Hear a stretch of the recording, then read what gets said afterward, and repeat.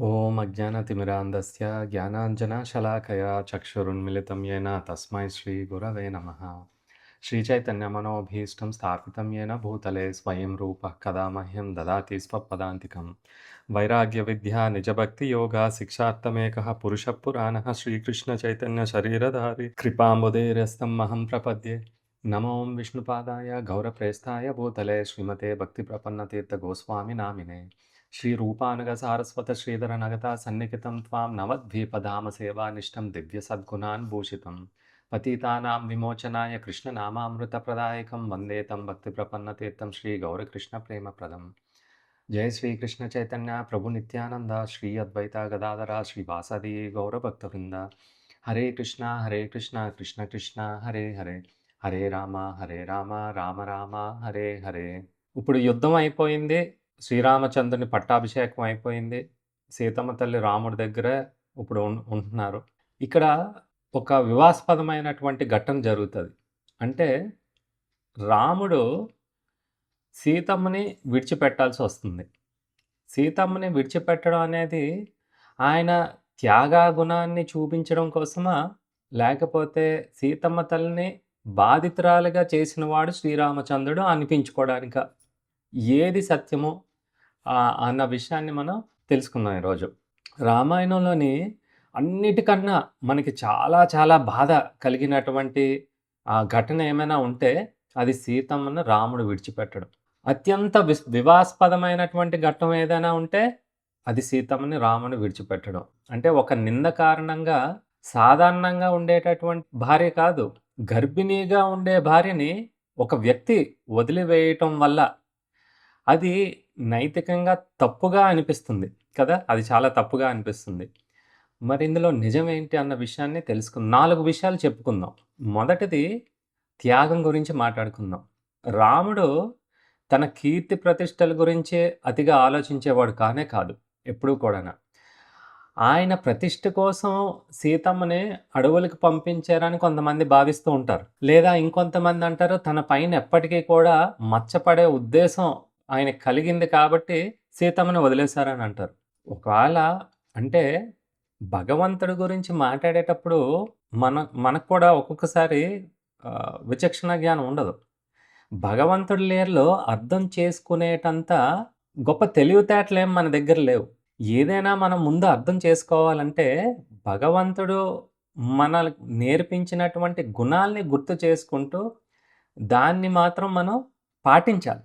పాటించేటటువంటి విషయాల మీదే మనం ఎక్కువ మన ఇంట్రెస్ట్ని చూపించాలి. కానీ మనం న్యాయవాదిగా నిల్చొని న్యాయాల గురించి మాట్లాడిన అటువంటి అంతటి అర్హత మనలాంటి సాధారణమైనటువంటి జీవులకి లేదు. అయినా కూడా 4 విషయాలు మనం చెప్పుకుందాం. ఒకవేళ ఆయన తన ప్రతిష్ట అంటే చాలా ముఖ్యమని అనుకుంటే సీతమ్మ తల్లిని పంపించాక ఆయన ఎందుకు పెళ్లి చేసుకోలేదు? ఓకే, ప్రతిష్ట కోసం ఆమెని విడిచిపెట్టేశారు. రాజు అన్నాక రాణి ఉండాలి కదా. అంటే కేవలం బాహ్య ప్రపంచాన్ని కనిపించే ఆడంబరాల గురించి ఆలోచించే రాజు శ్రీరామచంద్రుడు కాదు. ఏ రాజైనా తన పక్కన ఒక రాణి ఉండాలని కోరుకుంటారు రాజ్యం వెళ్ళేటప్పుడు. అంతేకాకుండా రాజు పక్కన రాణి లేదంటే అది అంతగా పరువుని పెంచే విషయం కాదు, తగ్గించే విషయమే. శ్రీరామచంద్రుడు చాలా శక్తివంతమైన చక్రవర్తి. ఆయన కోరుకున్నారంటే ఎంతమందినైనా వివాహం చేసుకోవచ్చు. ఆయన తండ్రి దశరథ మహారాజు గారికి ఎంతమంది భార్యలు? 350 మంది భార్యలు. ఒకరు, ఇద్దరు, ముగ్గురు కాదు, 350 భార్యలు. రాజధర్మ ప్రకారం రాజుకి ఎంతమంది భార్యలైనా ఉండొచ్చు. ఎందుకంటే వాళ్ళని ఆలనా పాలనా చూసుకోగలిగినటువంటి శక్తి ఆయన దగ్గర ఉంటుంది. ప్రతి ఒక్కరికి కూడా రాజభోగాలతోని బాగా వాళ్ళని చూసుకునేటటువంటి శక్తి, ధనం అన్నీ ఉంటాయి. అంతేగాని రాజు కదా అని ఇష్టం వచ్చినట్టు ఎవరిని పడితే వాళ్ళని వివాహం చేసుకోవడానికి కాదు. ఆయనకు ఆ శక్తి ఉన్నది, చూసుకోగలరు, వాళ్ళు చాలా బాగా చూసుకోగలరు. కానీ శ్రీరామచంద్రుడు సీతమ్మకి ఇచ్చిన మాటను గౌరవించడం కోసం ఆయన మళ్ళీ ఎప్పుడూ వివాహం చేసుకోలేదు. వివాహం అయిన కొద్ది కాలానికే సీతమ్మకి ఒక మాట ఇస్తారు, నేను ఏకపత్ని వ్రతం జీవితాంతం కూడా పాటిస్తాను అని ఒక మాట ఇస్తారు. నిజంగా ఆ మాటకి సీతమ్మపై తనకు గౌరవం ఉంది కాబట్టి ఆ మాటను ఎప్పుడు కూడా ఆయన నెరవేర్చారు, పాటిస్తూనే ఉన్నారు. అంటే దీని ద్వారా సీతమ్మ తల్లిని ఎవరైతే నిందించారో వారికి గట్టి సమాధానం ఇచ్చారు. అంటే నా మనసులో సీతమ్మ తప్పించి ఇంకెవ్వరు ఉండేటటువంటి అవకాశం లేదు ఆయన మనసులోని భార్యగా. ఇదొక సమాధానం. అనుమానించిన వాళ్ళందరికీ కూడాన. రాముడు గనుక అనుకుంటే రాజధర్మం పేరుతోని ఎన్ని వివాహాలు చెప్పాను గదా! సమర్థించుకోవాల్సిన అవసరం కూడా లేదు. కానీ ఒక రాజుగా దేశ శ్రేయస్సు కోసం చేసే యజ్ఞంలోని భార్యతో కలిసి పాల్గొనాలని ఒక సంప్రదాయం ఉన్నది. అంటే ఉట్టి భర్త మాత్రమే యజ్ఞంలో కూర్చుంటే సరిపోదు. ముఖ్యంగా రాజు, రాణి పక్కపక్కన కూర్చొని ఆ యజ్ఞాన్ని చేసినప్పుడు మాత్రమే దానికొక విలువుంటది. ఆ యజ్ఞ ప్రయోజనం కలుగుతది. పురోహితులు ఈ విషయాన్ని కూడా గుర్తు చేస్తారు శ్రీరామచంద్రుడికి. అయ్యా! లోక కళ్యాణం కోసం మేము చేసేటటువంటి యజ్ఞాలకి అంటే భర్తతో పాటుగా భార్య పక్కన ఉంటేనే కదా! అది ఆ యజ్ఞం పూర్తి అవుతుంది. కానీ రాముడు చాలా మర్యాదగా కానీ దృఢంగా దాన్ని తిరస్కరిస్తారు. అదే విధంగా సంప్రదాయాన్ని కూడా గౌరవిస్తారు. ఎలాగా? సీతమ్మ తల్లిని బంగారు విగ్రహం అంటే స్వర్ణ సీత తయారు చేయించి అంటే సీతమ్మ తల్లి ఎలా ఉంటారో, ఎంత ఉంటారో లైఫ్ సైజ్ అంటాం కదా! ఎగ్జాక్ట్‌గా అలాగా. ఆ స్వర్ణ సీతని తయారు చేసి యజ్ఞ సమయాల్లోని శ్రీరామచంద్రుడు పక్కనే ఆసనం కల్పించారు సీతమ్మ తల్లికి. ఆ విగ్రహం ద్వారా ఆమెకు అగౌరవం కలగకుండా శ్రీరామచంద్రుడు ఎప్పుడూ చూస్తూనే ఉన్నారు. ఆమె ఇప్పటికీ కూడా తన భార్య అని లోకానికి చాటి చెప్తున్నారు. సీతమ్మ తల్లే నా భార్య, ఇంకెవ్వరో కాదు. జీవితాంతం ఆఖరి క్షణం వరకు సీతమ్మ తల్లే నా భార్య. సీతమ్మే నా భార్య. అంతేకాకుండా ఆ విగ్రహాన్ని ఉంచడం వల్ల ఆ యజ్ఞానికి ఇంకా పవిత్రత కలిగేది. ఆ విషయాన్ని కూడా శ్రీరామచంద్రుడు దాన్ని ధృవీకరిస్తారు. అంటే ఇక్కడ శ్రీరామచంద్రుడు తన త్యాగ గుణాన్ని ఎవరి కోసం? ప్రజల కోసం చూపించడం. అంటే ఒక రాజుగా బాధ్యత ముఖ్యం. ఒక భర్త కంటే రాజు బాధ్యతే చాలా ఎక్కువ అని మనకి చూపించడం కోసం ఇంత త్యాగాన్ని చేయవలసిన అవసరం వచ్చింది. ఇంకోటి నైతిక సందిగ్ధం. అంటే విలువల ప్రకారంగా మనం అంటాం. ఇది మంచిది, ఇది చెడ్డది. ఒకవేళ రాముడు సీతను పవిత్రాలుగా భావిస్తే ఆమెను ఎందుకు విడిచిపెట్టారు అలాంటప్పుడు? శ్రీరామచంద్రుడు ఎప్పుడు సీతమ్మ తల్లిని ఎప్పుడు కూడా అవమానించలేదు, అనుమానించలేదు. ఆవిడ పవిత్రత గురించి ఎప్పుడూ కూడా మాట్లాడలేదు. జనాలు అంటే సాధారణమైనట్టు జనము ఎప్పుడూ కూడా మూర్ఖులే. వాళ్ళకి తెలివితేటలుండవు. వాళ్ళకి ఏ విధంగా మంచి జరుగుతాదో వాళ్ళకే తెలీదు. నోటి దుడుసు ఎక్కువ ఉంటది సాధారణమైనటువంటి ప్రజలకి. అసలు భగవంతుడేంటి? రాజు అంటే ఏంటి? వాళ్ళు చేసేటటువంటి కార్యాలేంటి? ఏమీ తెలీదు. కానీ మాటలు మాత్రం బాగా మాట్లాడతారు కదా! ఇక్కడ సందిగ్ధం అంటే కాన్‌ఫ్లిక్ట్ ఏంటంటే ఒకటి మంచిది, ఒకటి చెడు అయినప్పుడు చాలా సులువుగా మనం ఎంచుకోవచ్చు. ఇది మనం చేయకూడదు, ఇది చెయ్యొచ్చని. కానీ ఇక్కడ రాజుకి 2 ధర్మాలొచ్చాయి. ఇప్పుడు ఒకటి మంచిది, చెడుదైతే ఒకదాన్ని విడిచిపెట్టేయొచ్చు. 2 మంచివైనప్పుడు, 2 ధర్మాలైనప్పుడు అధర్మమైనదే వదిలిపెట్టేయొచ్చు సులువుగా. 2 ధర్మాలైనప్పుడు విడిచిపెట్టడం ఎలాగవుతది? అర్జునుడు కూడా అదే సందిగ్ధంలోని పడిపోతారు కదా! నేనిప్పుడు క్షత్రియ ధర్మాన్ని పాటించాలా? లేకపోతే రాజ్య ధర్మాన్ని పాటించాలా? అంటే డైనస్టిక్ డ్యూటీ. డైనస్టిక్ డ్యూటీ అంటే కుటుంబంలో ఉన్న సంబంధీకులందరికీ కూడా రక్షణ కల్పించాలి. ఇంకొకటి క్షత్రియుడి ప్రకారంగా ఎవరైతే అధర్మాన్ని పాటిస్తున్నారో వాళ్ళని హతమార్చాలి. ఇప్పుడు క్షత్రియుడుగా ధర్మాన్ని పాటించాలా? లేకపోతే వంశధర్మాన్ని పాటించాలా? ఏది పాటించాలి? 2 ధర్మాలే. 2 కరెక్టే. అప్పుడు కదా శ్రీకృష్ణ పరమాత్ముడు వచ్చి ఏది ముఖ్యమో అని తెలియజేస్తారు. క్షత్రియ ధర్మాన్ని నువ్వు పాటించాలి అర్జున అని వివరంగా చెప్తారు భగవద్గీతలోని. అలాగే ఇక్కడ ప్రజల ధర్మాన్ని పాటించాలా? భార్య ధర్మాన్ని పాటించాలా? ఈ 2 కూడా ముఖ్యమే. 2 చెడు కాదు. ఇక్కడ ఏం చేయాలా అనేది చాలా క్లిష్టమైనటువంటి పరిస్థితి శ్రీరామచంద్రుడు కూడా వచ్చింది. అయితే రామాయణంలోని ఎప్పుడూ కూడా ఆధ్యాత్మిక సంస్కృతి మీదే ఎక్కువ ధ్యాస మనం ఇవ్వాలి. లౌకికమైనటువంటి సంస్కృతి పైన మనకి ఎక్కువ అలాంటి విలువలు ఎక్కువగా రామాయణం చూపించలేదు. రామాయణం అంతా కూడా ఆధ్యాత్మికతనే ఎక్కువగా మనకి అలవర్చుకునేటట్టుగా ప్రతి విషయం కూడా చెప్తుంది ఆఖరికి. ప్రజల విషయాన్ని కేవలం భౌతిక సంపదతో కొలవలేదు శ్రీరామచంద్రుడు. వాళ్ళంతా వాళ్ళు పడుంటారు. ఎవరెవరు ఈ విధంగా మాట్లాడారో శ్రీరామచంద్రుడు శిక్షించొచ్చు. వాళ్ళని నోరు మూయించొచ్చు. ఇదేమి చేయలేదు. వాళ్ళ ప్రజలంటే ఆయనకి అంత ఆప్యాయత, అంత ఇష్టం. అలాగే ఈ విషయాన్ని కూడా మనం ఆధ్యాత్మికత ఆధారంగానే మనం చూడాలి. చాలామంది తన బంధువులకి, హోదాలకి లౌకిక పరంగా అతుక్కుపోతూ ఉంటారు కదా! వాళ్ళకదే ముఖ్యం. లౌకికంగా వాళ్ళ స్థానం ఏంటి? వాళ్ళెంత గొప్పవారో ఈ విషయాలకే అతుక్కుపోతారు. ఇలాగ అతుక్కుపోయే వాళ్ళకి ఇలాంటి బంధాలు వారిని భగవంతుడి నుంచి దూరంగా చేస్తాయి. అందుకే మీకెప్పుడు చెప్తాను వినయంగా ఉండాలి ఎప్పుడూ కూడా. త్యాగ గుణంతోనే ఉండాలి. అది శ్రీరామచంద్రుడి నుంచి నేర్చుకోవాలి. శ్రీరామచంద్రుడేటి ప్రతి పాత్ర భరతుడు, సీతమ్మ తల్లి, లక్ష్మణుడు, దశరథ మహారాజు అందరూ కూడా త్యాగం చేసిన వారే. మనం కూడా అదే బాటలో వెళ్ళాలి. నిజానికి కుటుంబ సభ్యులతో సహా మనకు అన్నింటిని ఇచ్చేది ఆ దేవుడే కదా! మనం సుఖం, సంతోషాలు, మనం తినే తిండి, ఇంతకుముందు చెప్పాను. మనం పీల్చుకునేటటువంటి గాలి అంతా భగవంతుడు ఏర్పరిచినదే. అయితే మనం చనిపోతే అందరిని వదిలేసాక అందరూ వదిలేస్తారు కదా! మనతో పాటు ఎవరు రాలేరు కదా! అలాంటి సమయంలో కూడా ఆఖరి ఆశ్రయం ఇచ్చేది ఆ శ్రీరామచంద్రుడే మనకి. భౌతిక సంపాదనలు ఎక్కువగా ఉన్న రాజు పట్ల ప్రజలు సహజంగా ఆకర్షవంతులవుతారు కదా! అబ్బా! ఎన్ని ఏనుగులున్నాయి, ఎంత బంగారం ఉన్నాది, ఎంత ధనం ఉన్నాది, ఎంత వైభవంగా ఉన్నాది ఈ రాజ్యం ఆకర్షితులవుతారు. కానీ అదే రాజు భౌతిక సుఖాలకి లోబడకుండా, ఆధ్యాత్మిక ధర్మానికి అడ్డు రాకుండా వైరాగ్యాన్ని చూపిస్తే ప్రజలు దాన్ని గొప్ప ఆదర్శంగా అవుతారు. దాన్ని తీసుకుంటారు. ఇక్కడ ప్రతి మనిషి కానీ, రాజు కానీ చూపించుకోవాల్సింది అవతల వాడిని ఆకర్షించుకోవడం కాదు. ఆదర్శవంతంగా చూపించాలి. అందరూ కూడా దాన్ని ఫాలో అయ్యేటట్టుగా. అయితే ఇక్కడ శ్రీరామచంద్రుడు ఏమని నిరూపించారో ఆధ్యాత్మిక ధర్మాన్ని ప్రజల వద్ద అది మార్చకుండా అది నిరూపించడం కోసమని ప్రజల్ని బాగా చూసుకునేటటువంటి బాధ్యత ఆయనది ఉన్నది. ప్రజలందరికీ కూడా ఒక ఆదర్శవంతంగా నిల్చోవాలని ఈ ముఖ్యమైనటువంటి బాధ్యత అంటే భర్తగా ఉండేటంటి కంటే ఈ ప్రజల బాధ్యతను తీసుకోవడం అనేది ఆయన ఈ 2 ధర్మాల్లోని ముఖ్యంగా ఆయన తీసుకోవడం అయింది. సీతమ్మపై వచ్చిన ఆరోపణల గురించి విన్నప్పుడు రాముడు చాలా బాధపడ్డారు. ఆయన ఆలోచించిందేంటంటే ఎప్పుడూ కూడా సీతమ్మ తల్లి గురించి ఈ చెడుగా ప్రచారణ అవ్వడం, చెడుగా మాట్లాడడం ఆమె తట్టుకోలేదు. అది ఆమె తట్టుకోకపోతే శ్రీరామచంద్రుడు కూడా చూడలేదు. ఆయనకనిపించింది ఈ రాజ్యంలోని ఆమె ఉంటే ఇంకా బాధపడడమే అవుతది ఇద్దరూ కూడాన.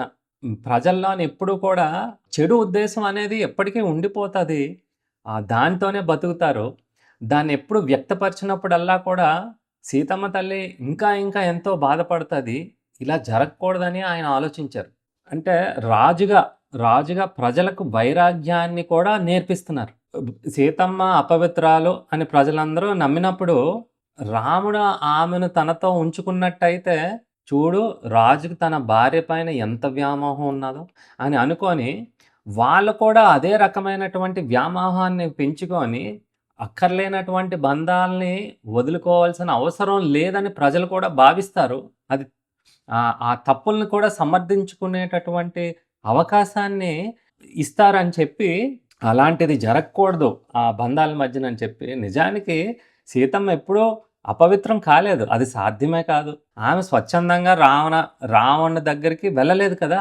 ఆమె ఉద్దేశించి వెళ్ళింది కాదు. అతనే ఆమెను అపహరించారు. రావణాసురుడు ఆమెను లేకపోయాడు. ఎందుకు? ఆమె ఇష్టానికి వ్యతిరేకంగా కానీ ప్రవర్తిస్తే శ్రీరామచంద్రుడు వచ్చి చంపవలసిన అవసరం లేదు. వాడే చచ్చిపోతాడు. ఆ శాపం ఉన్నది ఆ రావణాసురుడికి. అందుకే సీతమ్మ తల్లిని జోలికి వెళ్ళలేకపోయాడు. రకరకాలుగా లొంగ తీసుకోవడానికి చాలా బెదిరించడం కూడా చేశారు. కానీ ఒక ఏడాది పాటు సీతమ్మ తల్లి మాత్రం ధైర్యంగా అన్నిటినీ కూడా తిరస్కరించి తన పవిత్రతను కాపాడుకున్నది. రాముడికి ఆమె పవిత్రతపై ఎలాంటి అనుమానం లేదు. కానీ ప్రజల ప్రశ్నలకు సమాధానం చెప్పడానికి ఆయన ముందే సిద్ధమయ్యారు. రావణుని పతనం తర్వాత సీతమ్మ పవిత్రత నిరూపించడానికి అగ్ని పరీక్ష కూడా చేయించారు.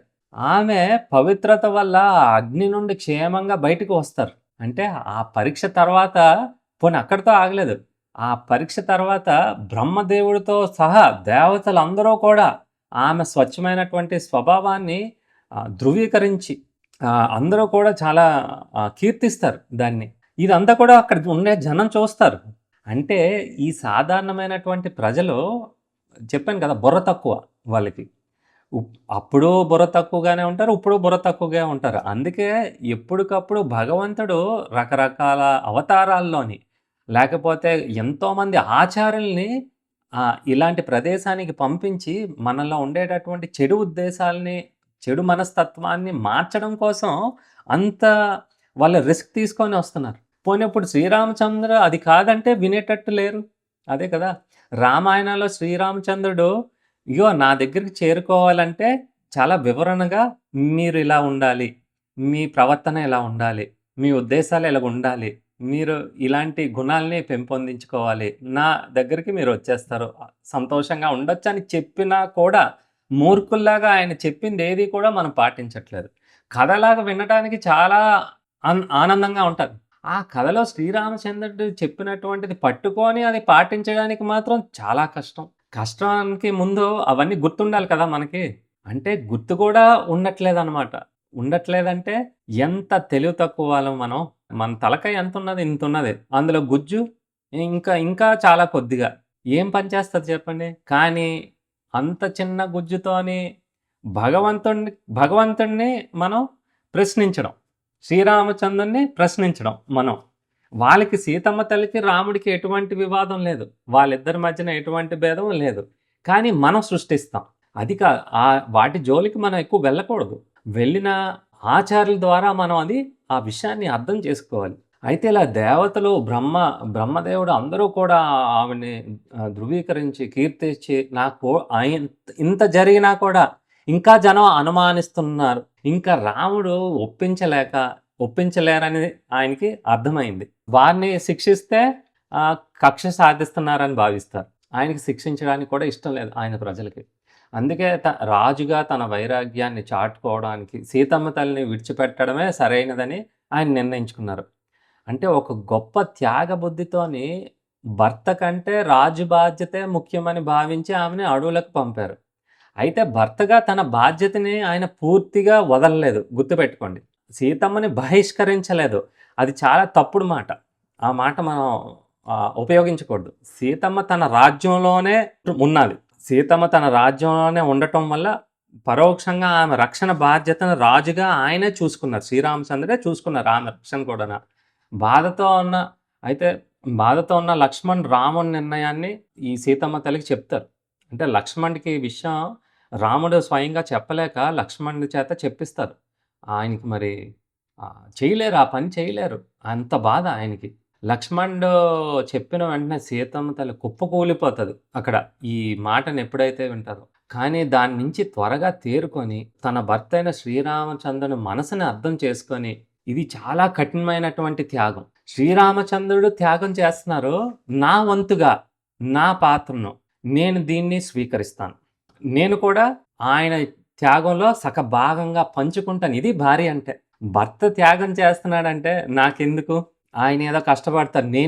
అంటే హక్కుల ప్రకారంగా పోతే ఆవిడేం త్యాగం తీసుకోవాల్సిన అవసరం ఏం లేదు.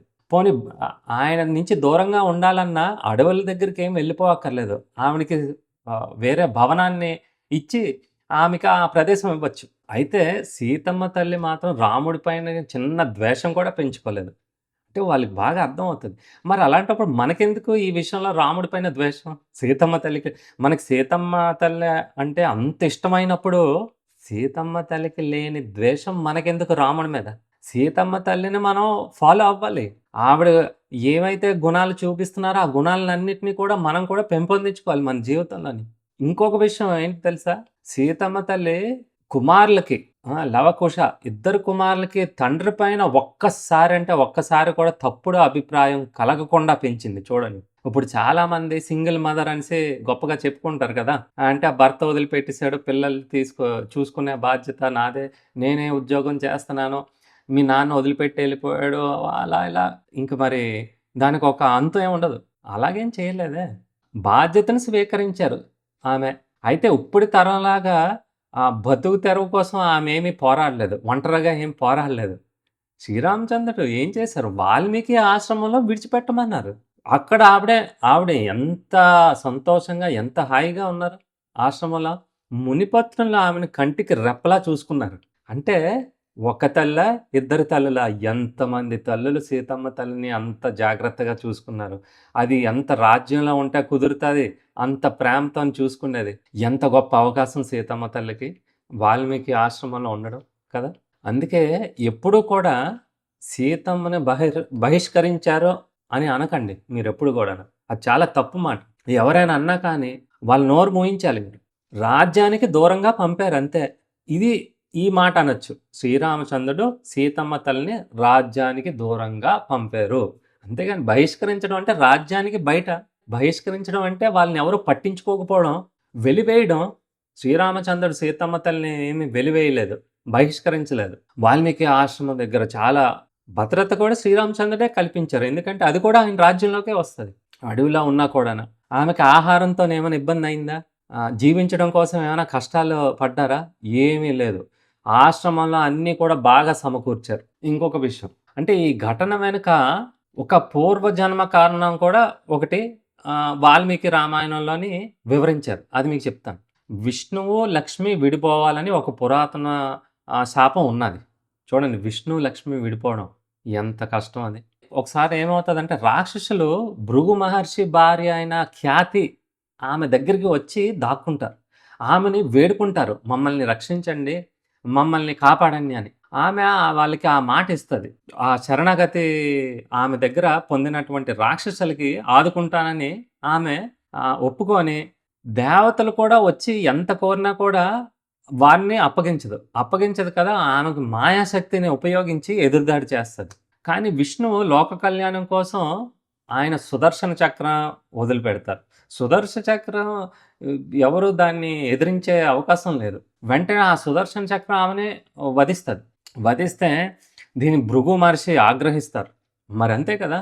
తన భార్య, నేను నా భార్యకు దూరమైనట్టే నువ్వు కూడా నీ భార్యకు దూరమయ్యి భూమి పైన నువ్వు జన్మించవలసిన అవసరం వస్తది అని. అంటే ఇది భూమి మీద జరిగింది.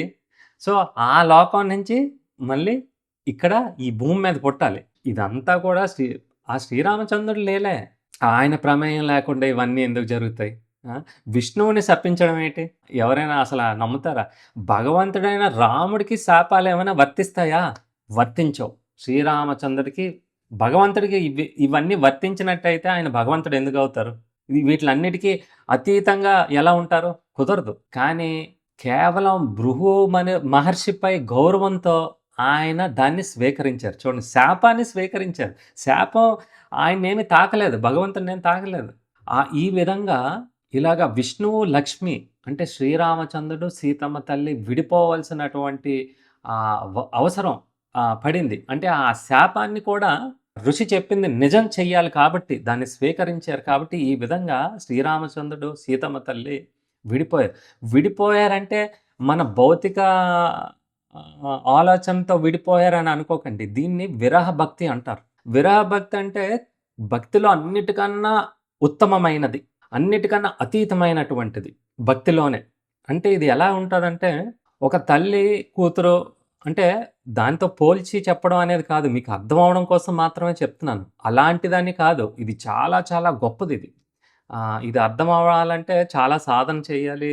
గురువుల యొక్క ఆశీర్వాదాలు ఉంటేనే కానీ ఈ లోతైనటువంటి విషయాలు మనకు అర్థం అయినప్పటికీ కూడా మీకు చెప్పడం అర్థం అవ్వటానికి నేను ప్రయత్నిస్తాను.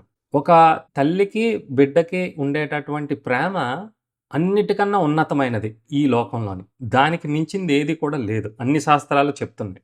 దీనికోసం మనం వేరేగా డిబేట్ పెట్టుకోవాల్సిన అవసరం లేదు. అయితే ఆ కుమార్తె ఉంటది. కుమార్తెని బాగా చూసుకుంటది, చిన్నప్పటి నుంచి తినిపిస్తుంది, ఆలనా పాలనా చూసుకుంటుంది, ఏమైనా తప్పు చేస్తే మందలిస్తుంది, సరైన దారిలోనే పెడతారు. తండ్రి పెట్టేది చాలా తక్కువ. కోపం వస్తే 4 మాటలు అనేస్తాడు, రెండు లెంపకాయలు ఇచ్చి వెళ్ళిపోతాడు. కానీ మొత్తం బాగోగులు చూసింది ఎప్పుడు కూడా తల్లే. ఆ సంబంధం అలాంటిది. ఆ తండ్రికి చాలా కష్టం, అవన్నీ కూడా కుదరవు అవి. తల్లి అంత బాగా అంటే ఎప్పుడూ కూడా బిడ్డల కోసమే అలాగ ఆలోచించి వాళ్ళే బాగుండాలని చెప్పి అలాగా బాగా చూసుకుంటారు కదా, ప్రేమ ఉంటుంది. అయితే ఆ పెళ్ళయి ఆ కూతురు తల్లిని విడిచిపెట్టి వెళ్ళాల్సినప్పుడు ఆ తర్వాత చాలా బాధగా ఉంటుంది. ఎప్పుడూ తన దగ్గర ఉండేదానికంటే ఇంకా ఎక్కువగా ఆలోచించడం మొదలు పెడుతుంది తల్లి. ఈ సమయంలో నా దగ్గరున్నప్పుడు ఇది చేసి పెట్టేవాడిని దానికి.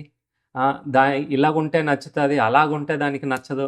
ఇలాగ మాట్లాడేది, అలా మాట్లాడేది అని అలా గుర్తు చేసుకుంటూ ము ఇంత ముందు ఎప్పుడూ కూడా అంతలాగా ఆలోచించేది కాదు తల్లి కూతురు కోసం. అన్ని రకాలుగా మాట్లాడేది కాదు తల్లి. కానీ ఇప్పుడు ప్రతి క్షణం ఆ కుమార్తె పైనే ఆవిడ ధ్యాస. ఆవిడ మనసు. ఇంకా ఇంకా ప్రేమ. అంటే మనసులోని ఆ ప్రేమ అంతా కూడా ప్రవహిస్తుందిప్పుడు. ఉన్నది. ఇంతకుముందున్నది. అదిప్పుడు ఎక్కువై ప్రవహిస్తుందనమాట కూతురు వైపుగా. అలాగే కృష్ణుడు బృందావనం వదిలిపెట్టి ద్వారకా వెళ్ళిపోతారు. అసలు ఎంత బాధపడతదో శ్రీమతి రాధారాణి కానీ, ఆ గోపికలు కానీ, అక్రూరుడు ఆ రథంలోని శ్రీకృష్ణుడిని, బలరాముడిని తీసుకొని వెళ్ళిపోతుంటే వెంటపడి పరిగెడతారు. వాళ్ళకి స్పృహ తప్పి పడిపోతూ ఉంటారు. అంటే వాళ్ళు ఊహించుకోలేకపోతున్నారు. కృష్ణుడు లేనటువంటి ప్రదేశము అది బృందావనమే కాదు. కృష్ణుడు ఇప్పుడు వెళ్ళిపోతే మా శ్వాస ఎలా తీసుకోవాలి? మేము దేనికోసం బతకాలి? వాళ్ళు పుట్టింది, పెరిగింది, బతుకుతున్నది కృష్ణుడి కోసం. అలాంటి ప్రాణాతి ప్రాణమైనటువంటి కృష్ణుడు ఇప్పుడు వాళ్ళని విడిచిపెట్టి వెళ్ళకపోతే వాళ్ళ పరిస్థితి ఏంటి? ఇప్పుడు ఎప్పుడూ కూడా కృష్ణుడి గురించే ఆలోచిస్తున్నారు. ఉన్నప్పుడు కంటే విరహం ఎక్కువైపోతుందనమాట. అందుకే విరహ భక్తి. మరి కృష్ణుడు వాళ్ళ మనసులోంచి అయితే బంధించేశారు. కృష్ణుడు విడిపించుకొని వెళ్ళలేరు. పరమాత్ముడు వాళ్ళ హృదయాన్ని నుంచి విడిపించుకొని వెళ్ళే అవకాశం లేదు. ఎప్పుడో బంధించేశారు. కృష్ణుడు ఈ సమయంలో ఇలా చేసేవాడు కదా ఇక్కడ. ఈ కొండ దగ్గర ఇలా చేసేవాడు కదా. మనల్ని ఇలా ఏడిపించేవాడు కదా. మన వెన్న ఇలా దొంగతనం చేసేవాడు కదా. మనల్ని ఇలాగ ఆట పట్టించేవాడు కదా. ప్రతి క్షణం ఒక్కొక్కసారి ఆ మాటలు మాట్లాడుకుంటూ కృష్ణుడు వెళ్ళిపోయాడన్న విషయాన్ని కూడా మర్చిపోయి ఒకళ్ళొచ్చి కృష్ణుడిలాగా ప్రవర్తిస్తున్నారు. ఆ గోపిక కృష్ణుడు వచ్చాడనుకోని మిగతా గోపికలందరూ కూడా ఇది డ్రామా కాదు, ఇది నిజం అనుకోని వాళ్ళందరూ కూడా కృష్ణుడితో ఉన్నట్టుగా లీలలో మళ్ళీని. ఇది చాలా గొప్ప భక్తి అనమాట. అంటే బాహ్యంగా దగ్గర లేకపోయినా కూడా మనసులో మాత్రం శాశ్వతంగా, చాలా బలంగా ప్రతి క్షణం కూడా కృష్ణుడి గురించే ఆలోచిస్తున్నా. దీన్ని విరహ. అలాగే సీతమ్మ తల్లి శ్రీరామచంద్రుడికి దూరం అవ్వలేదు. శ్రీరామచంద్రుడికి సీతమ్మ తల్లి ఏమి దూరం అవ్వలేదు. ఒకరి మనసులోని ఒకరు చాలా తీవ్రంగా తలుచుకుంటూనే ఉన్నారు. నిజానికి శ్రీరామచంద్రుడు ప్రతిదానికి కూడా ఆయన కన్నీళ్లు పెట్టుకోవడం, చాలా సున్నితమైనటువంటి నవ్వుతోని అన్నిటినీ కూడా ప్రశాంతంగా ఆయన స్వీకరించేవారు. కానీ సీతమ్మ తల్లి వెళ్ళిపోయిన తర్వాత పదే ఆయన అడవులకెళ్ళేవారు. ఎవ్వరి తోడు తీసుకునేవారు కాదు. ఒంటరిగా వెళ్ళేవారు. ఎందుకో తెలుసా? ఆ అడవిలోని గట్టిగా ఏడ్చుకునేవారు. సీతమ్మ తల్లి గుర్తొచ్చినప్పుడల్లా ఆయన అడవులకెళ్ళి ఒక్కరే. అంటే ఎవ్వరికీ కూడా ఆ బాధని చూపించుకోవడం ఆయనకిష్టం లేదు. ఆ రాజ్యంలో కానీ ఆయన బాధను చూస్తే లక్ష్మణుడు అందరూ కూడా బాధపడతారు. వాళ్ళు బాధపడడానికి ఆయనకిష్టం లేదు. అందుకోసమో ఈ బాధని ఎప్పుడు కూడా దిగమింగుకొని ప్రజల దగ్గర కానీ, రాజ్యంలోని ఎవరికీ కూడా ఈ విషయాన్ని ఏమీ కనిపించకుండా చాలా మామూలుగా ప్రశాంతంగా ఉన్నట్టుగానే ఉన్నారు. కానీ ఆ సీతమ్మ జ్ఞాపకాల్లోని ఆయన అలా ఏడుస్తూనే ఉన్నారు అడవులకి వెళ్ళి ఒంటరిగాన. ఇంకోటి నిస్వార్థ గుణం. అంటే ఆయన కోసం ఆయన ఎప్పుడూ ఆలోచించుకోరు. ఎప్పుడు ఏం చేసినా కూడా. 4వ విషయం నిస్వార్థ గుణం. రామాయణం మొత్తం అసలు నిస్వార్థానికి ఒక గొప్ప నిదర్శనం. సీతారాములిద్దరూ కూడా దీనికి నిదర్శనం కదా. ఇప్పుడు ఈ రామాయణంలోని మనం మొదటి నుంచి చెప్పుకుంటున్నాం. మీకెక్కడైనా ఒక్క పాత్రైనా కనిపించిందా? హక్కుల కోసం పోరాడుకోవడం ఎక్కడైనా కనిపించిందా? హక్కుల కోసం పాకులాడుకోవడం అనేది ఎక్కడైనా కనిపించిందా? ఒక ఉన్నతమైన ఆశయం కోసం హక్కుల్ని త్యాగం చేసి ఇంకా బాధ్యతలను తీసుకున్నారు. దశరథుడి మాట కోసం రాముడు అడవులకు వెళ్ళాల్సి రాలేదా? రాముడు ఏమైనా హక్కు కోసం పోరాడాడా? నేనే వారసుణ్ణి, నా హక్కునే నాకు కల్పించాలి, నేనేం తప్పు చేయకుండా నన్ను అడవులకి ఎందుకు పంపిస్తున్నారు, ఇది మీకు అన్యాయం అనిపించట్లేదా అని వాదించలేదు కదా. శ్రీరామచంద్రుడు వాదించలేదు నాకు అన్యాయం చేసామని. సీతమ్మ తల్లి కూడా వాదించలేదు శ్రీరామచంద్ర నన్ను ఎందుకు పంపించేస్తున్నావని. వాళ్ళకి లేనప్పుడు మనకెందుకు మధ్యలోని? వాళ్ళకి లేని ఇబ్బంది మనం ఏదో సృష్టించి కల్పించుకోవడం ఎందుకు? అది చాలా తప్పు. శ్రీరామచంద్రుడికి అంటే రాజుపై తిరుగుబాటు చేయాలనుకున్న వారిని కూడా శాంతింపజేశారు కదా. అంటే రాజుపై అంటే దశరథ మహారాజు పైన చాలామంది తిరుగుబాటుకు వచ్చారు శ్రీరామచంద్రుని సపోర్ట్ చేస్తున్నాం. కానీ ఏం చేశారు? 2 మాటలు అలా గట్టిగా అడగండి. నా ధర్మం ఏంటో తెలీదా ఆయనకి అనలేదు. అడిగిన వారందరిని శాంతింపజేశారు. అసలు సీతమ్మ ఆవిడ యువరాణి. రాజభోగాల్లోనే ఉండాలి. సీతమ్మ తల్లేమి భర్తతో అడవికి వెళ్ళాల్సిన అవసరం లేదు. ఎవరు అడగలేదు కూడాను. కానీ భార్యగా భర్తతోనే ఉండాలి అన్న ధర్మాన్ని భావించి సుఖాలన్నిటిని కూడా వదులుకున్నది. ఇప్పుడు ఈ విషయాలన్నీ ఎవరికైనా అర్థమవుతాయా? ఎవ్వరికీ అర్థం అవ్వదు. భర్త కోసం భార్య ఎళ్ళడం ఏంటి? భార్య కోసం భర్త ఆలోచించడం ఏంటి? లేదు. నిస్వార్థ గుణం అనేది లేదు. ఎప్పుడూ వాళ్ళ గురించి, వాళ్ళ సుఖం గురించి, వాళ్ళ మర్యాద, వాళ్ళ ప్రతిష్టే కావాలి. దానికోసం ఎవరినైనా అవమానిస్తారు, అనుమానిస్తారు. మరి లక్ష్మణుడికి వెళ్ళాల్సిన అవసరమేం లేదు. ఆయన్నేమి ఆ రాజ్యం నుంచి బహిష్కరించలేదు కదా! ఆయన కూడా రాజసుఖాలను వదిలిపెట్టారు అన్నయ్య కోసం. పోనీ అక్కడితో అయిపోయింది. భరతుడు ఎంచక్కా రాజ్యాన్ని తీసుకోవచ్చు. ఒక అడ్డు లేదు, ఆపు లేదు.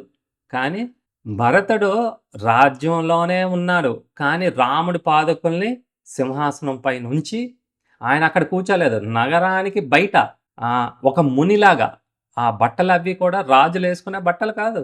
ఒక ముని ఎలాంటి బట్టలు అంటే శ్రీరామచంద్రుడు వేసుకునేటటువంటి బట్టలు వేసుకొని రాజ్యాన్ని పరిపాలించారాయన. ఆయనే సుఖాల్లో ఉన్నారా? ఆయన కూడా లేరు. అంటే వీరెవరో కూడా బాధితుల్లాగా భావించలేదు. ఈరోజు చూడండి, వాళ్ళ వల్ల నేను బాధపడుతున్నాను, వీళ్ళేదో నాలో మాటలనేశారు. అంటే విక్టిమ్ ప్లేయింగ్ చాలా ఎక్కువైపోయింది. వాళ్ళ వల్ల నాకు ఏడుపొస్తుంది, వాళ్ళ వల్ల నాకు బాధ కలుగుతున్నది, వాళ్ళు నన్ను సరిగ్గా చూసుకోలేదు, నన్ను అవమానించారు, నన్నేదో మాట అనేశారు. ఇక్కడే మనం చిక్కుపడిపోతున్నాం. దీని నుంచి బయటకు రాలేకపోతే భగవంతుడి పాదాలను చేరుకునే అవకాశం మనకు లేదు. ఒక గొప్ప ధర్మం కోసం త్యాగాన్ని చూపించారు. సీతమ్మ కూడా తాను విడిచిపెట్టినప్పుడు రాముణ్ణి నిందించలేదు సీతమ్మ తల్లి. నువ్వెందుకు నిందిస్తావు? నీకు నిజంగా సీతమ్మ తల్లి అంత ఇష్టమైతే ఆమె అడుగుజాడల్లో నడువు. సీతమ్మ తల్లి రాముణ్ణి నిందించలేదు కాబట్టి నువ్వెవరు నిందించడానికి కదా! కఠినమైన త్యాగానికి ఎప్పుడు కూడా ఆమె భాగస్వామిగా అయ్యింది. అంత అర్థం వాళ్ళిద్దరి మధ్యన అసలు ఆ అర్థం చేసుకునే భావం ఎవరికి ఉంటుంది చెప్పండి? ఇది సీతమ్మ తల్లి వ్యక్తిత్వం అంటే ఇది. ఆమె ఎప్పుడు కూడా నాకు అన్యాయం జరిగిపోయింది అనుకోలేదు. నా భర్త ఏం చేసినా కూడా లోక కళ్యాణం కోసం చేస్తారు. అందులో భాగాన్ని నేను పంచుకుంటాను ఎంత కష్టమైనా కూడా. అయితే సీతను పంపిస్తూ ఆయన కూడా చాలా వేదన అనుభవించారు. దశరథుడు రాముణ్ణి అడవులకు పంపిస్తూ దశరథ మహారాజు ఎంత బాధపడ్డారో మీకు తెలీదా? ప్రాణాతి ప్రాణం అయితే శ్రీరామచంద్రుడు వెళ్ళిపోయిన తర్వాత ఆయన బతకగలిగారా? బతకలేదు. ఆయన వెంటనే ప్రాణాలను విడిచిపెట్టేశారు. మరి అలాగే రాముడు కూడా తన భార్య సీతమ్మ తల్లిని పంపిస్తూ అంతే బాధపడ్డారు. దశరథ మహారాజుకు కలిగినటువంటి బాధ శ్రీరామచంద్రుడు కలిగింది. అయినా కూడా దాన్ని అణగదొక్కున్నారు. ఎందుకంటే బాధ్యత తీసుకున్నారు. ఈ రాజ్యం అంతా కూడా ఆ ప్రజలందరికీ కూడా బాగా చూసుకోవాలని ఆ దుఃఖాన్ని తనలోనే దాచుకున్నారు. దశరథుడు రాముని శిక్షించారా? అడవికి పంపించి దశరథ మహారాజు ఆయన ఉద్దేశం అదా? రాముణ్ణి శిక్షించాలని? మీకు అర్థం అవ్వట్లేదా? మరి శ్రీరామచంద్రుడు సీతమ్మ తల్లిని శిక్షించాలనుకుంటున్నారా? అర్థం చేసుకోవాలి మనం. అక్కడొకలాగా ఇక్కడొకలాగా మాట్లాడకూడదు మనం. శ్రీరామచంద్రుడు సీతమ్మని శిక్షించలేదు. ఒక ఉన్నతమైన ధర్మం కోసం ఈ వేదాన్ని ఆయన మనసులో పెట్టుకొని ఆ త్యాగాన్ని చూపించారు. కొందరు ఈ ఘట్టాన్ని భారతీయ సంస్కృతుల్లో కూడా వీటిలన్నిటినీ తీస్తారు. అంటే పొలిటికల్గా దీన్ని అంతటినీ కూడా తీస్తూ ఉంటారు కదా. శ్రీరామచంద్రుడికి స్త్రీల మీద మంచి అభిప్రాయం లేదు కాబట్టి శ్రీరామచంద్రుడు నిదర్శనంగా నిలబడడానికి లేదు. ఇలాంటివన్నీ మాట్లాడు. ఎందుకంటే సీతమ్మ తల్లిని విడిచిపెట్టేశారు, అనుమానంతో విడిచిపెట్టేశారు. శ్రీరామచంద్రుడు అనుమానంతో విడిచిపెట్టడం ఏంటి? ఏం మాట్లాడుతున్నారు మీరు? ఈ ఘటన ముఖ్యంగా త్యాగభావాన్ని ఉద్దేశించి చూపిస్తున్నది. అంటే ఇతరుల ప్రవర్తన మీద లేదు మనకి. ఈ విషయాన్ని నుంచి మనం ఏం నేర్చుకోవాలి అనేది ముఖ్యం. కానీ అక్కడ జరిగినటువంటి సంఘటన అదే విధంగా మనం పాటించాలని కాదు. రాముడు ముఖ్యంగా సమాజం తక్కువగా చూసే స్త్రీల పట్ల కూడా చాలా కరుణ చూపించారు. గౌతమ మహర్షి భార్య అహల్య శాపం వల్ల రాయిగా మారింది. ఆమెనే శ్రీరామచంద్రుడు విమర్శించలేదు కదా ఆమె చేసినటువంటి పనికి. కరుణతో శాప విమోచనాన్ని అంటే శాపా నుంచి విముక్తి కల్పించారు. ఆమెను మళ్ళీ తిరిగి గౌరవప్రదమైనటువంటి స్థానాన్ని శ్రీరామచంద్రుడు ఇచ్చారు. శ్రీరామ్ పాదం తాకడం అంటే మామూలు విషయం కాదు కదా. మరి సమాజం వెలివేసిన సబరు పెట్టిన పళ్ళుని చాలా ప్రేమతో స్వీకరించారు. అది శ్రీరామచంద్రుడికి స్త్రీలపైన ఉండేటటువంటి ప్రేమ, గౌరవం చాలా ఉన్నతమైనది. మరి వాలి మరణం తర్వాత ఇప్పుడు తారక వితంతువు అయిపోయింది గదా! కానీ కిష్కింధ రాజభవనంలోనే చాలా గౌరవప్రదమైనటువంటి స్థానం లభించేటట్టుగా చేసింది శ్రీరామచంద్రుడే. అంటే అప్పుడు సాంప్రదాయాన్ని బట్టి చూస్తే చాలా ఉదాహరణమైనటువంటి చర్యలు శ్రీరామచంద్రుడు కల్పించారు. అంటే ఈ లీలలోని చాలా రకాలుంటాయి. చూడండి, శ్రీరామచంద్రుడికొచ్చినప్పుడు ఒకలాగుంటది. కృష్ణ పరమాత్ముడి కింద అవతరించేటప్పుడు రెండు వేరు వేరుగా అనిపిస్తూ ఉంటది. అంతేకాని మనం వాళ్ళు ఏ పాఠాలు మనకి నేర్పిస్తున్నారో అది మనం పాటించాలి గానీ, వీటిలో తేడాలు వెతుక్కుంటూ మనం వెళ్ళిపోయాం అనుకోండి, నరకానికే వెళ్ళిపోతాం. ఎందుకంటే చాలా అపరాధం. మనలాంటి చిన్న మెదడుతోని పెద్ద పెద్ద విషయాల జోలికి వెళ్ళకూడదు. పోనీ ఏమైనా మనకి డౌటొస్తే ఏదో ఈ యూట్యూబ్‌లోని పిచ్చి పిచ్చిగా మాట్లాడినవి చూసి, లేదా 4 పుస్తకాలు ఏదో చదివేసి ఇష్టం వచ్చినట్టు మాట్లాడకూడదు. నిజమైనటువంటి ఒక గురువు దగ్గరికెళ్ళాలి. భక్తిని సాధన చేసేటటువంటి ఆ గురువు దగ్గరికెళ్ళి మీ విషయాన్ని ప్రస్తావించొచ్చు. వాళ్ళు దాన్ని మిస్‌లీడ్ చేయకుండా సరిగా ఆధ్యాత్మిక రూపంగా మనకి ఆన్సర్‌ని మనకి ఇస్తారు. లేకపోతే మనందరం నరకానికే తప్పుడు మాటలు మాట్లాడడం వల్ల. చూడండి, నిజాన్ని చూడండి. రాముడు సీతమ్మని అగ్ని పరీక్ష ఇవ్వమని కోరారు ఇక్కడ. శ్రీకృష్ణుడు 16,000 మంది రాజకుమార్తెల్లో అలాంటి పరీక్షలేమి పెట్టలేదు. ఆయన వివాహం చేసుకున్నారు కదా! కృష్ణలీలలు వేరేగా ఉంటది. అంటే భౌమాసురుడు వధించారు. ఆ భౌమాసురుడు అనేటటువంటి రాక్షసుడు 16,000 మందిని అపహరిస్తారు. అపహరించి కన్యల్ని తీసుకొని ఎళ్ళిపోతాడు. ఇప్పుడు ఆ రాక్షసుడి చెరలో ఉన్న వేలాది మంది రాజకుమార్తెలను ఈయన రక్షిస్తారు. రాజకుమార్తెలు గదా! అయితే అప్పటి విలువల ప్రకారంగా ఒక కన్య రాత్రిపూట ఇంటిలో లేకుండా బయట ఉన్నట్టయితే అపవిత్రంగా భావించారు. ఇప్పుడు వాళ్ళని ఎవరు పెళ్లి చేసుకోరు గదా! ఆ రాజకుమార్తెలను ఎవరు కూడా ఇప్పుడు పెళ్లి చేసుకునే అర్హత కోల్పోయారు వాళ్ళందరూ కూడాను. మరి అలాంటప్పుడు కృష్ణుడు కూడా చేసుకోకూడదు. కానీ కృష్ణుడు వాళ్ళని రక్షించడమే కాకుండా వాళ్ళందరూ కోరుకున్నట్టుగా శ్రీకృష్ణ మమ్మల్ని ఎవరు కూడా వివాహం చేసుకోరు, నువ్వు చేసుకో దయచేసి అంటే అందరినీ కూడా రాణులుగా స్వీకరించారు. రాణులుగా ఏదో పెళ్లి చేసుకొని వదిలిపెట్టి లేదండి. ఆ ద్వారకాలోని ప్రతి ఒక్కరికి కూడా రాజభవనం, రాజభోగాలు ఒక్కొక్క రాణికి.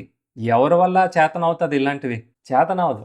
పోనీ అలాగా శ్రీకృష్ణ పరమాత్ముడు 16,000 మంది కృష్ణుల కింద విభజన అయ్యి ప్రతి ఒక్క రాణితోని స్వయంగా పర్సనల్‌గా ఆయన జీవించారు. అంతేకాని ఒకే కృష్ణుడు 16,000 మంది ఇంట్లకి వెళ్ళలేదు. భగవంతుడు కాబట్టి ఎంతమంది కృష్ణుల కిందైనా అయిపోవచ్చు. మీకు నాకు సాధ్యమా? అవ్వదు. ఒకరితోనే కష్టంగా అనిపిస్తది. భగవంతుడు కాబట్టి ఎంతమందినైనా ఎంత బాగైనా చూసుకుంటారు ఆయన. వాళ్ళందరికీ కూడా ఒక గొప్ప హోదాని కల్పించారు సమాజంలోని. మరి సీతమ్మ విషయంలోనే అగ్ని పరీక్ష పెట్టాల్సొచ్చింది. సీతమ్మ అప్పటికి ఆయన రాణి. అంటే పెళ్లి అయిపోయింది, రాణి. ధర్మం కోసం ఆమెను దూరంగా పంపారు. కానీ ఇక్కడ కృష్ణుడు అంతకుముందు ఈ రాజకుమార్తెల్లో ఏ సంబంధం లేదు. అయినా కూడా వాళ్ళందరినీ కూడా రాణుల కింద స్వీకరించి ఆయన ఆశ్రయం కల్పించారు. లీలలో చాలా గొప్పవి. మన బుర్రకి ఇయన్నీ మరి సీతమ్మ చూడండి, గర్భవతి. గర్భవతి అయితే ఇంకా జాగ్రత్తగా చూసుకోవాలి బాధ్యతగాన. మరి రాజకుమార్తెల పైన కృష్ణుడికి లౌకికమైన బాధ్యత ఏమీ లేదు. ఎందుకంటే పెళ్ళేమీ జరగలేదు. వాళ్ళ మధ్యన ఎటువంటి సంబంధం జరగలేదు. కానీ అయినా కూడా ఆదుకున్నారు. అంటే సమాజంలోని వాళ్ళందరికీ కూడా గౌరవప్రదమైనటువంటి స్థానాన్ని కల్పించడం కోసం అంతమందిని పెళ్లి చేసుకున్నారు. ఆ విషయాన్ని మీరు వదిలిపెట్టేసి అంతమందిని పెళ్లి చేసుకున్నారు. మంచి చేయడానికి, అంతమంది స్త్రీలకి మంచి చేయడానికి కృష్ణుడు పెళ్లి చేసుకున్నారు. ఇంకా వెనక్కెళ్ళినట్టయితే రాముణ్ణి సాంగత్యం కోరారు చాలామంది ఋషులు. మీ పాదాల దగ్గర మాకు ఆశ్రయాన్ని కల్పించమని త్రేతాయుగంలోని అందరూ వేడుకున్నారు. 16,000 మంది ఋషులు మిమ్మల్ని సేవించుకునేటటువంటి అవకాశం అంటే నాకు సీతమ్మ తప్పించి ఇంకెవ్వరు సేవించడానికి లేదు ఈ జన్మలోని, ఈ అవతరణలోని. మళ్ళీ నేను కృష్ణుడి కింద అవతరిస్తాను. మీ అందరికీ కూడా నన్ను స్వయంగా సేవించుకునేటటువంటి అవకాశాన్ని మీకు కల్పిస్తానని.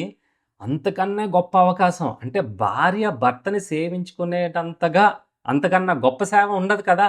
అందుకే ఆ ఋషులందరికీ కూడా ఇటువంటి అవకాశాన్ని మళ్ళీ జన్మలోని వాళ్ళకి కల్పించారు. కాబట్టి ఇదంతా కూడా రామాయణంలోని మనం చూసినట్టయితే అసాధారణమైనటువంటి త్యాగాలు. ఎవ్వరూ కూడా స్వార్థంతో నింపుకోవడానికి ఎవ్వరూ లేదు. ఈ విషయాలన్నీ కూడా మనం ఎప్పటికప్పుడు చెప్పుకుంటే మనకు కూడా చాలా స్ఫూర్తి కలుగుతది. ఇప్పుడు కూడా చూడండి మన భారత సమాజంలోని ఓకే. చాలా దారుణమైనటువంటి విషయాలు జరుగుతున్నప్పటికీ కూడా కుటుంబ బంధాలు బలంగానే ఉన్నాయి ఇంకాన.